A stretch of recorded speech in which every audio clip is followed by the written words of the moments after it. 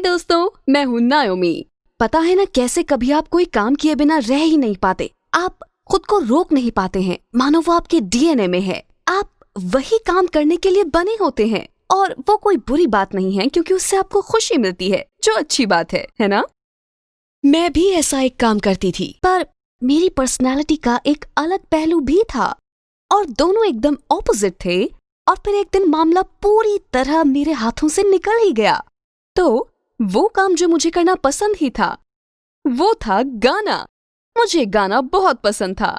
मौका मिलते ही मैं गाना गाने लगती। मैं थोड़ा बहुत गिटार भी बजा लेती थी, तो मैं अपने गाने भी खुद बनाती। वो मुझे बहुत पसंद था। जब मैं कोई नया गाना लिखती तब मैं अपने फोन पर मेरे गाने रिकॉर्ड करती थी, क्योंकि मुझे अपने वीडियोस देखकर ये देखना अच्छा लगता था कि कौन सा हिस्सा सबसे अच्छा लगता है, ताकि कुछ बदलना हो तो वो मैं कर सकूं।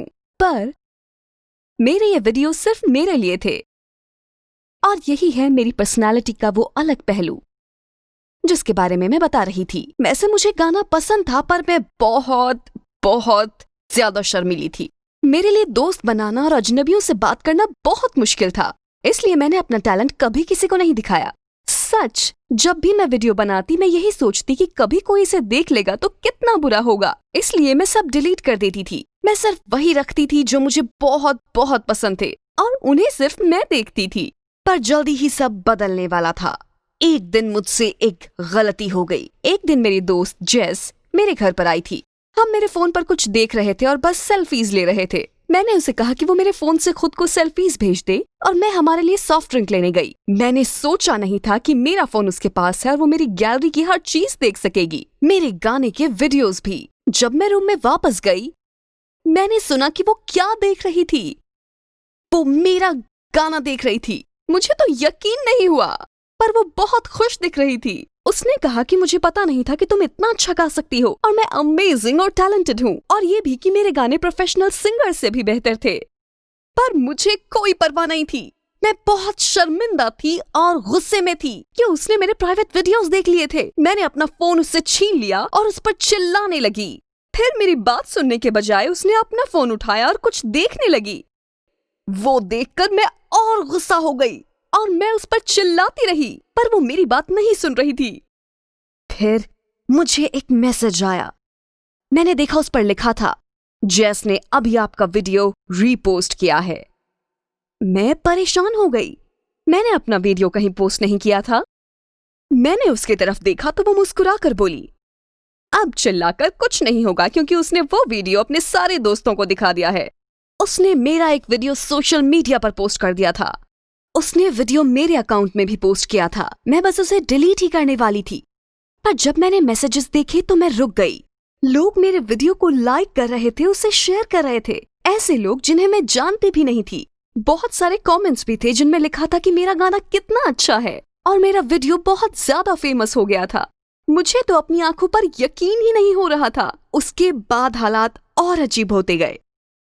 अगले दिन मेरा वीडियो वायरल हो गया था और टीवी स्टेशन वाले मुझे इंटरव्यूज के लिए और अपने शोज पर गाने के लिए बुला रहे थे। जेस ये सब देखकर बहुत खुश थी क्योंकि मैं फेमस होने वाली थी, पर उसे एहसास नहीं था कि मुझे कितना डर लग रहा था। मैं ये नहीं कर पाऊंगी। मुझे फिक्र भी थी कि मैं ऐसी चीज को करियर में बदलने का मौका गवा दूंगी जो मुझे सबसे ज्यादा पसंद थी, पर मुझ में इतने लोगों के सामने जाने की हिम्मत नहीं थी। फिर मुझे ऐसे शो का इनवाइट मिला जिससे सब बदल गया। बचपन में वो मेरा फेवरेट शो था और मुझे आज भी वो पसंद था। वो शो पर परफॉर्म करने के लिए गेस्ट्स बुलाते थे और उन्होंने मुझे भी शो पर गाने के लिए बुलाया था। मैं अब भी डरी हुई थी, पर उस शो के बारे में कुछ तो अलग था। शायद इसलिए कि मैं बड़ों के बजाय बच्चों के लिए गाऊंगी, या शायद इसलिए कि बचपन में मुझे वो शो बहुत पसंद था। चाहे वजह कुछ भी हो, पर मुझे दिल ही दिल में लगता था कि वो दूसरे शोज की तरह डरावना नहीं है, इसलिए मैंने हाँ कह दी। पर रिकॉर्डिंग के दिन मुझे लग रहा था कि मैंने हाँ क्यों कहा। सब जगह कैमरास थे और सामने लोग बैठे हुए थे और मैं स्पॉटलाइट के बीच में स्टेज पर खड़ी हुई थी। मैं इतनी डरी हुई थी कि कांप रही थी। लगता है एक एक्टर ने मेरी हालत देख ली थी और वो मुझे समझाने आई। उसने मुझसे कहा कि मैं सबके बारे में भूल जाऊं और समझूं कि हमेशा की तरह बेडरूम में हूं, सोचूं कि कैमरा मेरा फोन है, और मैंने ऐसा ही किया और शो बहुत अच्छा हुआ। मुझे अब भी नहीं पता कि वो मैंने कैसे किया, पर मैंने किया। मेरे शो की क्लिप फिर से वायरल हुई, बिल्कुल मेरे पिछले वीडियो की तरह। एक बात बताऊं, जेस सही कह रही थी। एक फेमस रिकॉर्ड प्रोड्यूसर ने मेरा शो देखा और ये भी कि सोशल मीडिया पर लोगों ने मुझे कितना पसंद किया है और उन्होंने मेरे साथ रिकॉर्डिंग कॉन्ट्रैक्ट कर लिया। मैं सच में फेमस हो गई। अब मेरा पहला एल्बम निकल चुका है और मैं दूसरे पर काम कर रही हूँ और काफी पैसा कमा रही हूँ, सिर्फ इसलिए कि मेरी दोस्त ने मेरा प्राइवेट वीडियो मुझसे बिना पूछे ऑनलाइन पोस्ट कर दिया था। क्या आपको ये कहानी पसंद आई? और हाँ, हमारे चैनल को लाइक करना, उस पर कमेंट करना या उसे सब्सक्राइब करना मत भूलिए, क्योंकि हम हर हफ्ते नए वीडियोस पोस्ट करेंगे।